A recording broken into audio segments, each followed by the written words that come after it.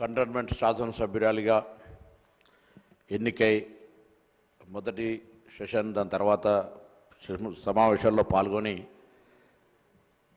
ఒక రోడ్డు ప్రమాదంలో 23 ఫిబ్రవరి 24 నాడు మరణించడం జరిగింది.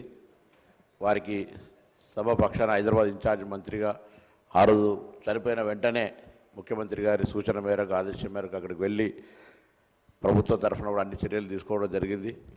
వారి ఆత్మకు శాంతి చేకూరాలని ఆ భగవంతుని ప్రార్థిస్తూ మరి సాయన్న గారు కూడా కరెక్ట్గా కనీసం 4 రోజుల ముందు అంటే ఒక సంవత్సరం 4 రోజులు తక్కువ ఒకటే సంవత్సరం లోపల ఇద్దరు మరణించినారు.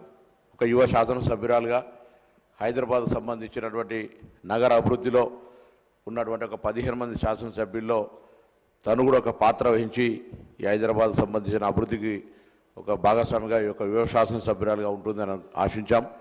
కానీ ఆకస్మికంగా జరిగిన ఇంతకుముందు గౌరవ ముఖ్యమంత్రి గారు చెప్పిన మిగతా గౌరవ సభ్యులు చెప్పినట్టుగా విధి వెంటాడినట్టుగా 2-3 ప్రమాదాల నుంచి బయటపడి చివరికి రోడ్డు ప్రమాదం లోపల మృతి చెందినటువంటి పరిస్థితి దృష్ట్యా మరి వారి మరణం మనందరికీ కూడా తీరలోటు. వారి కుటుంబ సభ్యులకైతే మరి సాయన్న గారు కానీ మిగతా ఇవన్నీ కుటుంబంలో జరిగిన పరిణామాల పట్ల తీవ్ర సంతాపాన్ని వ్యక్తం చేస్తూ వారి ఆత్మకు శాంతి చేకూరాలని ప్రార్థిస్తాను. శ్రీ బలాల గారు.